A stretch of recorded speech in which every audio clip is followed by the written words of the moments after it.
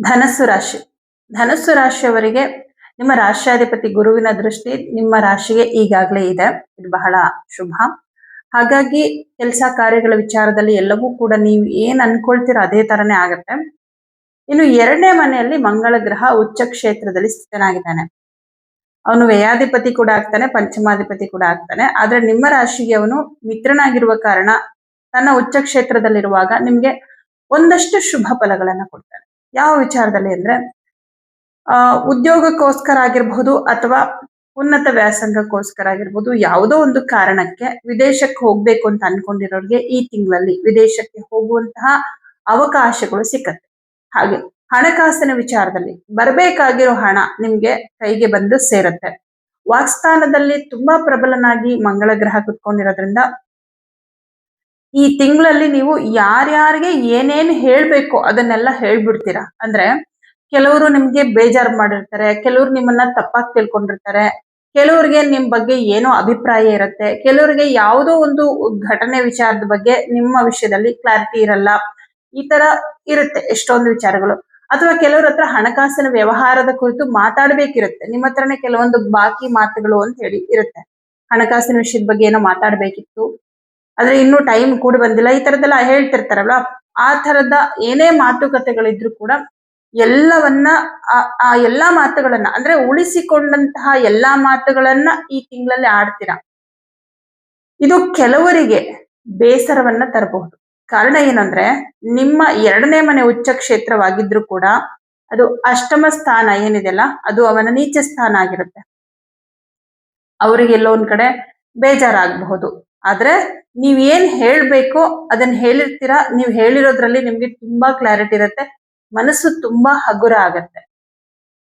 ಇದೊಂದು ವಿಚಾರ. ಆದ್ರೆ ಇನ್ನು ಹಣಕಾಸಿನ ವಿಷಯದಲ್ಲಿ ತುಂಬಾ ಸಾಲ ಇದೆ ಅಥವಾ ಏನೋ ಸ್ವಲ್ಪ ಲೋನ್ ಇದೆ ಅಂದ್ರೆ ಸ್ವಲ್ಪ ಮಟ್ಟಿಗೆ ಅದನ್ನ ಕ್ಲಿಯರ್ ಮಾಡ್ಕೊಳ್ತೀರಾ ಈ ತಿಂಗಳು. ಯಾವ್ದೋ ಒಂದು ಲೋನ್ ಇತ್ತು, ಅದನ್ನ ಹೋಗಿ ದುಡ್ಡು ಕಟ್ಬಿಟ್ಟು ಅದನ್ನ ಕ್ಲಿಯರ್ ಮಾಡ್ಕೊಳ್ತೀರಾ. ಇಲ್ಲ ಒಡವೆಗಳನ್ನ ನೀವು ಅಡ ಇಟ್ಟಿರ್ತೀರಾ ಅನ್ಕೊಳ್ಳಿ, ದುಡ್ಡು ಕಟ್ಬಿಟ್ಟು ಒಡವೆನ ಬಿಡಿಸ್ಕೊಂಡ್ ಬರೋದು. ಅಂದ್ರೆ ಇರುವ ಸಾಲದ ಹೊರೆಯನ್ನ ಕಡಿಮೆ ಮಾಡ್ಕೊಳ್ಳೋದು. ಯಾಕಂದ್ರೆ ಮಂಗಳ ಗ್ರಹ ಋಣಕ್ಕೆ ಕಾರಕ. ಈ ಮಂಗಳನೇ ನಿಮ್ಗೆ ಯೋಗಕಾರಕನಾಗಿ ತುಂಬಾ ಪ್ರಬಲನಾದಾಗ ನಿಮ್ಮನ್ನ ಋಣಮುಕ್ತನನ್ನಾಗಿ ಮಾಡ್ತಾನೆ.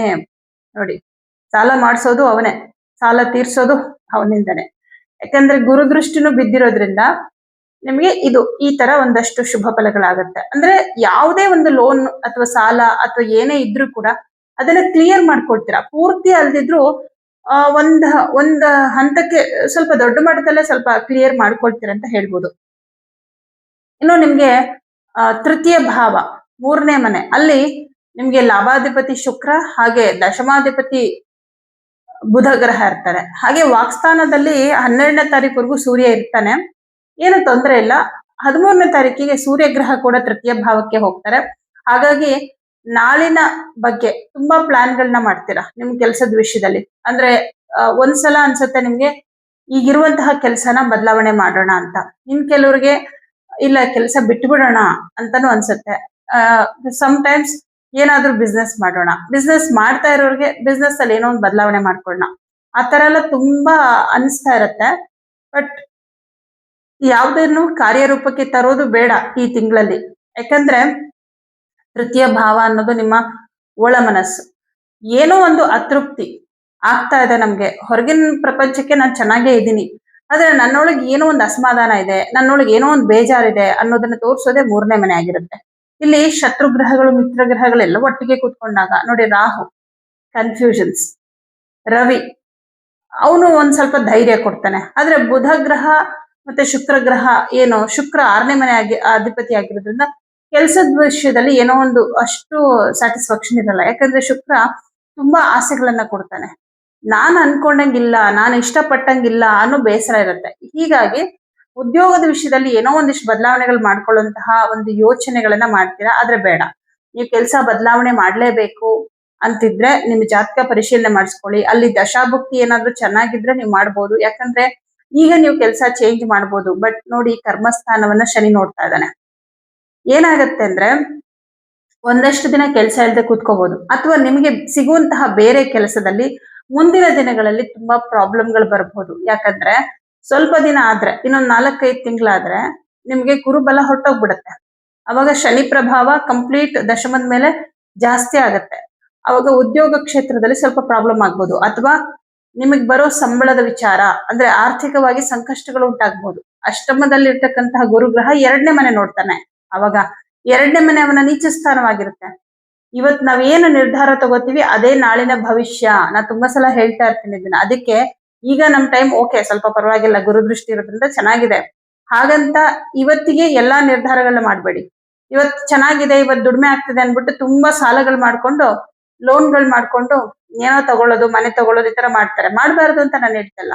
ನೆಕ್ಸ್ಟ್ ಹೇಗಿದೆ ಹೋಗ್ಲಿ, ಗೋಚಾರ ಚೆನ್ನಾಗಿಲ್ಲ ಅಂದ್ರೂ ಕೂಡ ನಿಮ್ಮ ದಶಾಭುಕ್ತಿ ಆದ್ರೂ ಚೆನ್ನಾಗಿದೆಯಾ ನೋಡ್ಕೋಬೇಕಾಗುತ್ತೆ. ಈಗ ನೆಕ್ಸ್ಟ್ ನಿಮ್ಗೆ ಯಾವ್ದೋ ಒಂದು, ಈಗ ಅಷ್ಟಮ ಶನಿನ ಪಂಚಮ ಶನಿನ ಬರುತ್ತೆ ಅಂತ ಇಟ್ಕೊಳ್ಳಿ. ನೀವ್ ಇವಾಗ ಎಲ್ಲಾ ಟೈಮ್ ಚೆನ್ನಾಗಿದೆ ಅನ್ಬಿಟ್ಟು ನೀವೆಲ್ಲಾ ಸಾಲಗಳು ಮಾಡ್ಕೊಂಡ್ಬಿಟ್ರೆ ಇದ್ರ ಎಫೆಕ್ಟ್ ನಿಮ್ಗೆ ಅಲ್ಲಿ ಗೊತ್ತಾಗುತ್ತೆ. ಗುರುಬಲ ಹೊರಟೋದಾಗ ನಿಮ್ಗೆ ಹಣಕಾಸಿನ ಮುಗ್ಗಟ್ಟುಗಳು ಕಂಡು ಬರುತ್ತೆ, ಸಾಲಗಳು ಮಾಡ್ಕೊಳ್ಬೇಕಾದಂತ ಪರಿಸ್ಥಿತಿಗಳು ಬರುತ್ತೆ. ಯಾಕಂದ್ರೆ ತುಂಬಾ ಕಮಿಟ್ಮೆಂಟ್ ಮಾಡ್ಕೊಂಡ್ಬಿಟ್ಟಿದ್ರಲ್ಲ. ಗುರುಬಲ ಬಂದ್ರು ಎಷ್ಟು 1 ವರ್ಷ ಇರುತ್ತೆ, ಮತ್ತೆ ಗುರುಬಲ ಹೋದ್ರೆ ಆ ಪ್ರಾಬ್ಲಮ್ ಕೂಡ 1 ವರ್ಷ ನೀವು ಫೇಸ್ ಮಾಡ್ಬೇಕಾಗತ್ತೆ. ಆ ಟೈಮಲ್ಲಿ ನಾನು ಏನ್ ಮಾಡ್ಬೋದು, ಇವಾಗ ನೆಕ್ಸ್ಟ್ ಇವಾಗ ನಾನು ಲೋನ್ ಎಲ್ಲ ಮಾಡ್ಕೋತೀನಿ, ಸಾಲ ಮಾಡ್ಕೋತೀನಿ, ಲೋನ್ ಮಾಡ್ಕೊಳ್ತೀನಿ, ನಂಗೆ ಬೇಕಾದ್ ತಗೊಳ್ತೀನಿ, ಅಥವಾ ಮನೆ ಕಟ್ಕೋತೀನಿ, ಎಲ್ಲ ಮಾಡ್ತೀನಿ. ಬಟ್ ನಾಳಿನ ದಿನದಲ್ಲಿ ನನಗೆ ಏನಾದ್ರೂ ಪ್ರಾಬ್ಲಮ್ ಆದ್ರೆ ಅದನ್ನ ಕ್ಲಿಯರ್ ಮಾಡ್ಕೊಳ್ಳೋಕೆ ಬೇರೆ ಏನಾದ್ರೂ ಆಪ್ಷನ್ ಇದೆಯಾ, ಇದನ್ನು ಗಮನದಲ್ಲಿ ಇಟ್ಕೋಬೇಕಾಗತ್ತೆ. ಕೆಲಸ ಹೊರಟೋಯ್ತು ಅಂದ್ರೆ ಎಷ್ಟೋ ಜನಕ್ಕೆ ತುಂಬಾ ಪ್ರಾಬ್ಲಮ್ಗಳಾಗುತ್ತೆ. ಯಾಕಂದ್ರೆ ಅವ್ರ ಕೆಲಸನೇ ನಂಬ್ಕೊಂಡು ತುಂಬಾ ಕಮಿಟ್ಮೆಂಟ್ಗಳು ಮಾಡ್ಕೊಂಡ್ಬಿಟ್ಟಿರ್ತಾರೆ. ಅದ್ ಮಾಡ್ಕೊಳಕ್ ಮುಂಚೆ ಯೋಚನೆ ಮಾಡ್ಬೇಕಾಗತ್ತೆ. ಅದಕ್ಕೆ ಕೆಲಸ ಬಿಡೋದು, ಕೆಲಸ ಚೇಂಜ್ ಮಾಡೋದು, ಯಾವ ನಿರ್ಧಾರವನ್ನು ತಗೋಬೇಡಿ. ಈಗ ಹೇಗಿದೆ ನಿಮ್ ಬದುಕು ಹಾಗೇ ಮುಂದುವರಿಸಿ. ಸ್ವಂತ ಬಿಸ್ನೆಸ್ ಮಾಡ್ತಾ ಇದ್ದೀರಾ, ಅದರಲ್ಲೂ ಅಷ್ಟೇ ಎಕ್ಸ್ಟ್ರಾ ಇನ್ವೆಸ್ಟ್ಮೆಂಟ್ ಬೇಡ. ಈಗ ದುಡ್ದಿರೋದನ್ನ ಉಳಿತಾಯ ಮಾಡ್ಕೊಳ್ಳೋದ್ರ ಕಡೆ ಗಮನ ಕೊಡಿ. ಯಾಕೆಂದ್ರೆ ನಿಮ್ ಗುರುಬಲ ಹೊರಟೋದ್ಮೇಲೆ ಖರ್ಚುಗಳು ಜಾಸ್ತಿ ಆಗತ್ತೆ. ಬೇರೆ ಬೇರೆ ಖರ್ಚುಗಳು ನೀವು ಊಹೆನೆ ಮಾಡಿರಲ್ಲ ಆ ತರದ ಖರ್ಚುಗಳು ಬರುತ್ತೆ. ಅದನ್ನೆಲ್ಲ ನೀವು ನಿಭಾಯಿಸ್ಬೇಕಲ್ವಾ. ಅದಕ್ಕೋಸ್ಕರ ನಿಮ್ ಮನ್ಸಲ್ಲಿ ಏನೇ ಅನ್ಸಿದ್ರು ಅನ್ಕೊಳ್ಳಿ ಅಷ್ಟೇ, ಯಾವ್ದನ್ನು ಕಾರ್ಯರೂಪಕ್ಕೆ ತರಬೇಡಿ. ಅಂದ್ರೆ ಉದ್ಯೋಗದ ವಿಷಯ ಅಂತ ಬಂದಾಗ, ಇಲ್ಲ ಈಗಿರೋ ಕೆಲಸದಲ್ಲಿ ತುಂಬಾ ಕಷ್ಟ ಆಗ್ತಾ ಇದೆ, ತುಂಬಾ ಹಿಂಸೆ ಆಗ್ತಾ ಇದೆ, ಒಂಥರ ಟಾರ್ಚರ್ ಆಗ್ತಾ ಇದೆ, ತುಂಬಾ ಕೆಲಸದಲ್ಲಿ ಒತ್ತಡಗಳಿದೆ, ನಾನು ಬಿಡ್ಲೇಬೇಕು ಅಂತಿದ್ರೆ ನಿಮ್ಮ ಜಾತಕವನ್ನ ಪರಿಶೀಲನೆ ಮಾಡಿಸ್ಕೊಳ್ಳಿ.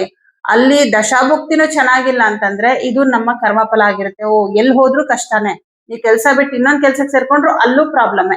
ಅದಕ್ಕೆ ಏನ್ ಮಾಡ್ಬೇಕು, ಮೂಲ ಸಮಸ್ಯೆ ಯಾವ್ದ್ರಿಂದ ಬಂದಿದೆ, ನಮ್ಗೆ ಯಾಕೆ ಉದ್ಯೋಗದಲ್ಲಿ ಸಮಸ್ಯೆ ಇದೆ, ಏನೋ ತೊಂದರೆ ಇದೆ, ಯಾವುದೋ ಒಂದು ಪ್ರಾರಬ್ಧ ಕರ್ಮದ ಫಲವೇ ಆಗಿರುತ್ತೆ. ಅದಕ್ಕೆ ಪರಿಹಾರ ಏನ್ ಮಾಡ್ಕೋಬೇಕು ಅದನ್ನ ಮಾಡ್ಕೋಬೇಕು. ಇನ್ನು ಚತುರ್ಥ ಭಾವದಲ್ಲಿ ಶನಿ ಗ್ರಹ ಸ್ಥಿತನಾಗಿರೋದ್ರಿಂದ ಎಲ್ಲಾ ಓಕೆ, ಆದ್ರೆ ಮನಸ್ಸಿಗೆ ಏನೋ ತೃಪ್ತಿ ಇರಲ್ಲ. ಸ್ವಲ್ಪ ಕೆಲಸ ಕಾರ್ಯ ಎಲ್ಲ ಚೆನ್ನಾಗಿ ನಡೀತಾ ಇದೆ, ಯಾಕಂದ್ರೆ ಗುರುದೃಷ್ಟಿ ಇರೋದ್ರಿಂದ ಎಲ್ಲ ಚೆನ್ನಾಗಿ ನಡೀತಿದೆ. ಆದ್ರೆ ಏನೋ ಮನಸ್ಸಿಗೆ ಸ್ವಲ್ಪ ಅತೃಪ್ತಿ ಕೆಲವೊಂದು ಸಂದರ್ಭದಲ್ಲಿ. ಯಾಕಂದ್ರೆ ಶನಿ ದುಃಖಕಾರಕ, ಅವನು ಸುಖ ಸ್ಥಾನಕ್ಕೆ ಬಂದಾಗ ಸ್ವಲ್ಪ ದುಃಖ ಆಗತ್ತೆ. ಬಂಧುಗಳ ವಿಷಯದಲ್ಲಿ ತುಂಬಾ ದುಃಖ ಆಗುತ್ತೆ, ನಿಮ್ ಕುಟುಂಬದವರ ವಿಷಯದಲ್ಲಿ ತುಂಬಾ ದುಃಖ ಆಗುತ್ತೆ. ಇದು ಎಲ್ಲಾ ಟೈಮಲ್ಲೂ ಆಗಲ್ಲ, ಕೆಲವೊಂದ್ ಟೈಮ್ಗಳಲ್ಲಿ ಆಗ್ತಾ ಇರುತ್ತೆ. ಒಂದ್ಸಲ ನಿಮ್ಮ ಫ್ಯಾಮಿಲಿ ಇಷ್ಟ ಆಗತ್ತೆ, ಇನ್ನೊಂದ್ಸಲ ನಿಮ್ಗೆ ಅನ್ಸುತ್ತೆ ಎಲ್ಲಾರು ಸ್ವಾರ್ಥಿಗಳು ಆತರ ಅನ್ಸುತ್ತೆ, ಯಾರು ನಮ್ಮವರಲ್ಲ ಹಂಗೂ ಅನ್ಸುತ್ತೆ. ಇದು ಯಾಕೆ ಅನ್ಸುತ್ತೆ ಅಂದ್ರೆ ಆಕ್ಚುಲ್ ಆಗಿ ಶನಿ ಪರಮಾತ್ಮ ನಿಮ್ಗೆ ಏನ್ ಅನಿಸಿಕೆಗಳನ್ನ ಕೊಡ್ತಾ ಇರ್ತಾನೆ ಅದೇ ಸತ್ಯ ಆಗಿರುತ್ತೆ. ಬಟ್ ಅದು ಕಹಿ ಆಗೋದ್ರಿಂದ ಅದನ್ನ ಒಪ್ಕೊಳ್ಳೋಕೆ ನಮ್ಮ ಮನ್ಸು ರೆಡಿ ಇರಲ್ಲ. ಸಿಹಿಯಾದ ಸುಳ್ಳೆ ಎಲ್ರಿಗೂ ಇಷ್ಟ ಆಗೋದು. ಹಾಗಾಗಿ ಎಲ್ಲರ ಮೇಲೂ ಅಂದ್ರೆ ತುಂಬಾ ಎಕ್ಸ್ಪೆಕ್ಟೇಷನ್ ಇಟ್ಕೋಬಾರ್ದು. ಈಗ ನೀವ್ ಅವ್ರನ್ನ ಪ್ರೀತಿಯಿಂದ ಮಾತಾಡ್ಸಿ, ನೀವ್ ಅವ್ರಿಗೆ ಸಹಾಯ ಮಾಡಿ, ಬಟ್ ಆ ಕಡೆಯಿಂದ ಅದೇ ಬರ್ಬೇಕು ಅಂತ ನೀವು ಎಕ್ಸ್ಪೆಕ್ಟ್ ಮಾಡಿದಾಗ ಎಲ್ಲೋ ಒಂದ್ ಕಡೆ ನಿಮ್ಮ ಎಕ್ಸ್ಪೆಕ್ಟೇಷನ್ಗೆ ವಿರುದ್ಧವಾಗಿ ನಡವಳಿಕೆಗಳು ಅವರಿಂದ ಬಂದಾಗ ಖಂಡಿತ ದುಃಖ ಆಗುತ್ತೆ. ನೀವೇನು ಎಕ್ಸ್ಪೆಕ್ಟ್ ಮಾಡ್ಲಿ ಅಂದ್ರೆ ನಿಮ್ಗೆ ಯಾವ ಬೇಜಾರು ಆಗೋದೇ ಇಲ್ಲ. ಪಂಚಮಾಧಿಪತಿ ಕುಜ ಉಚ್ಚ ಕ್ಷೇತ್ರದಲ್ಲಿರೋದ್ರಿಂದ ವಿದ್ಯಾರ್ಥಿಗಳಿಗೆ ಬಹಳ ವಿಶೇಷವಾದ ತಿಂಗಳು ಇದು. ಯಾರ್ಯಾರೆಲ್ಲ ಕಾಂಪಿಟೇಟಿವ್ ಎಕ್ಸಾಮ್ಗಳನ್ನ ಬರೀತಾ ಇದ್ದೀರಾ ತುಂಬಾ ಚೆನ್ನಾಗಿದೆ. ಆ ನಿಮ್ಮ ಪರೀಕ್ಷೆಗಳಿಗೆ ಏನಾದ್ರು ಪ್ರಿಪೇರ್ ಆಗ್ತಿರೋದ್ರಿಂದ ಪ್ರಿಪರೇಷನ್ ಅಲ್ಲಿ ಏನು ತೊಂದರೆಗಳು ಬರಲ್ಲ. ವಿದ್ಯಾರ್ಥಿಗಳಿಗೆ ಬಹಳ ಚೆನ್ನಾಗಿದೆ ಈ ತಿಂಗಳು. ಹಾಗೆ 6ನೇ ಮನೆ ಅಧಿಪತಿ 3ನೇ ಮನೆಯಲ್ಲಿ ಶನಿ ಮನೆಯಲ್ಲಿರೋದ್ರಿಂದ ಖಾಸಗಿ ಕಂಪನಿಗಳಲ್ಲಿ ಕೆಲಸ ಮಾಡ್ತಕ್ಕಂಥವ್ರಿಗೆ ಸ್ವಲ್ಪ ಜವಾಬ್ದಾರಿಗಳಿರುತ್ತೆ. ಬಟ್ ಕೆಲಸದಲ್ಲಿ ಏನೋ ತೊಂದರೆಗಳು ಬರಲ್ಲ. ಆದ್ರೆ ಜಾಸ್ತಿ ಜವಾಬ್ದಾರಿಗಳಿರೋದ್ರಿಂದ ಒಂದ್ ಸ್ವಲ್ಪ ನಿಮ್ಗೆ ಏನ್ ಅನ್ಸುತ್ತೆ ಅಂದ್ರೆ ನನ್ ಕೆಲಸ ಜಾಸ್ತಿ ಮಾಡ್ತೀನಿ, ಆದ್ರೆ ಸ್ಯಾಲ್ರಿ ವೈಸ್ ನನ್ಗೆ ಸ್ಯಾಟಿಸ್ಫ್ಯಾಕ್ಷನ್ ಇಲ್ಲ ಅನ್ನೋ ತರ ಅನ್ಸ್ತಿರುತ್ತೆ. ಶುಕ್ರ ಆಸೆಗೆ ಕಾರಕ ಅಲ್ವಾ, ಅವನ ಜೊತೆನಲ್ಲಿ ರಾಹು ಬಂದಾಗ ಇನ್ನು ನಿಮ್ಗೆ ಆಸೆ ಜಾಸ್ತಿ ಮಾಡ್ತಾನೆ. ಆಸೆ ಅನ್ನೋದಕ್ಕಿಂತ ಇಲ್ಲ ನಾನ್ ಕೆಲಸ ಮಾಡೋದಕ್ಕಲ್ಲ ನನಗಿರೋ ಸ್ಯಾಲ್ರಿ, ಆ ತರ ಎಲ್ಲ ಅನಿಸ್ತಾ ಇರುತ್ತೆ. ಆದ್ರೆ ಕೆಲಸ ಬಿಡೋದು ಆ ತರದ್ದೇನು ನಿರ್ಧಾರ ತಗೋಬೇಡಿ. ಸರ್ಕಾರಿ ಉದ್ಯೋಗದಲ್ಲಿರುವಂತವ್ರಿಗೆ ಏನೋ ತೊಂದರೆ ಇಲ್ಲ, ಚೆನ್ನಾಗಿದೆ. ಯಾಕೆಂದ್ರೆ ಸೂರ್ಯ 2ನೇ ಮನೇಲಿ ಇರ್ತಾನೆ, ಅದಾದ್ಮೇಲೆ ತೃತೀಯ ಭಾವಕ್ಕೆ ಹೋಗ್ತಾನೆ. ಎರಡೂ ಮನೆಗಳಲ್ಲಿ ಏನು ಪ್ರಾಬ್ಲಮ್ ಕೊಡಲ್ಲ ಅವನು. ಬಟ್ ಒಂದೇ ಪ್ರಾಬ್ಲಮ್, ನಿಮ್ಮ ತಂದೆಯವರ ವಿಷಯದಲ್ಲಿ ಒಂದು ಚಿಂತೆ ಇರುತ್ತೆ ಏನಾದ್ರೂ ಒಂದು. ಇಲ್ಲ ಅವ್ರ ಆರೋಗ್ಯದಲ್ಲಿ ಏನೋ ಸ್ವಲ್ಪ ಸಮಸ್ಯೆಗಳಾಗ್ತದೆ, ಅವ್ರ ವಿಷಯದಲ್ಲಿ ಏನೋ ಒಂದು ಸಣ್ಣ ಮಟ್ಟದ, ಇದು ತುಂಬಾ ದೊಡ್ಡ ಮಟ್ಟದಲ್ಲ, ಒಂದು ಸಣ್ಣ ಮಟ್ಟದ ಬೇಸರ ನಿಮ್ಗಿರುತ್ತೆ. ಯಾಕಂದ್ರೆ ಶನಿಯ ಮನೆಯಲ್ಲಿ ಸೂರ್ಯ, ಶನಿ ಮತ್ತು ರವಿಯ ಸಂಬಂಧ ಬಂದಾಗ ಸಹಜವಾಗಿ ಇದಾಗತ್ತೆ. ಯಾರ ಜಾತಕದಲ್ಲಿ ಶನಿ ಮತ್ತೆ ರವಿ ಒಂದೇ ಮನೇಲಿ ಇರ್ತಾರೋ ಅವರಿಗೆ ಈ ಪ್ರಾಬ್ಲಮ್ ಇನ್ನೂ ಜಾಸ್ತಿ ಆಗತ್ತೆ. ಅಂದ್ರೆ ಅವ್ರ ತಂದೆ ವಿಷಯದಲ್ಲಿ ಇನ್ನ ಜಾಸ್ತಿ ದುಃಖ ಬೇಸರಗಳು ಆಗುವಂತದ್ದಾಗತ್ತೆ.